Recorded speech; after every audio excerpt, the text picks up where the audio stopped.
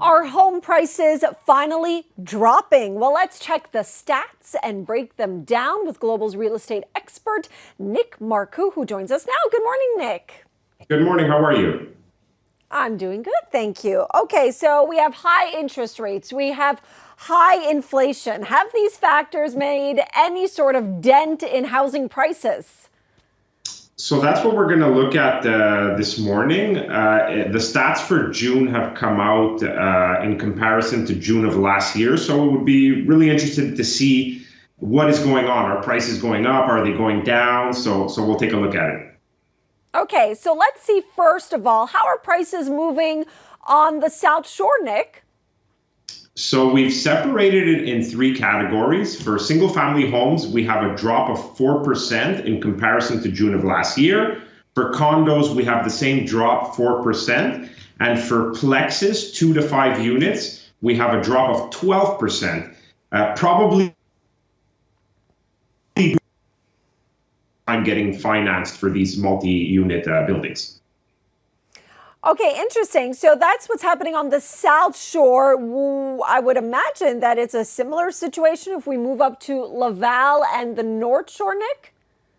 Yeah, so the North Shore has it's relatively unchanged. Basically, for single family homes, again, in comparison to June of last year, there was a negative 1%. So more or less, negligible. For condos, it's the same thing, 1%. And for multiplexes, again, just like the South Shore, it's dropped 12%. Again, we're going to assume that this is due to it being a little bit more difficult to get finance for these properties, needing a larger down payment.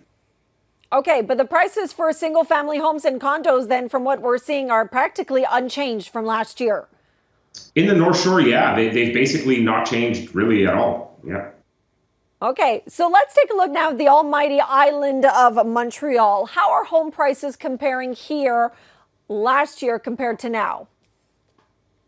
Well, the island of Montreal, because it's the core of the city, and a lot of the times you're going to see the most appreciation in good markets in areas like this. Obviously, because it went up so much, it's most likely going to go down more than the other areas as well. So the single family homes went down 9% on the island of Montreal.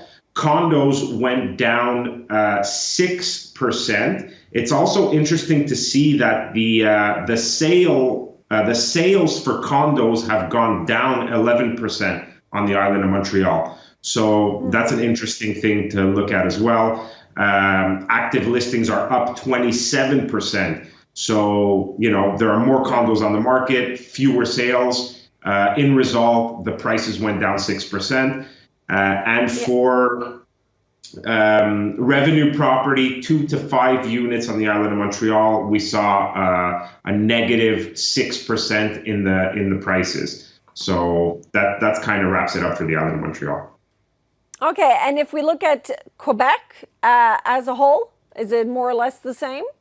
Well, Quebec as a whole, that's the interesting one. I don't know what value that gives us as a statistic because it's so dependent on all the different areas, but nonetheless, it's a positive note. So I wanted to mention it. It's a 0% change, basically, from June this year to June last year. So the province of Quebec as a whole recorded a 0% change in the average price of single family homes, a 3% loss in condominiums, and a 2% loss in 2 to 5 units.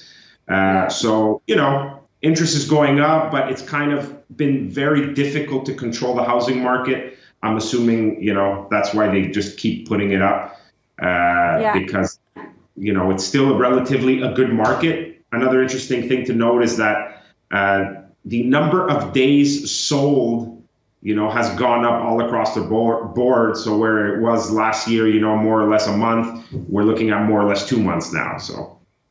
Okay. And just on a last note, like you're seeing 380,000 versus 367,000, for example.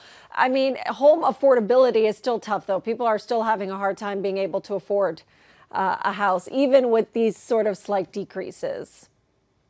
Yeah, definitely. And the main factor to that is interest rate, because Yeah, where you could have bought for 500, for example, 2 years ago, you can only afford 400 now. that's So right. and prices didn't change, so it's tough.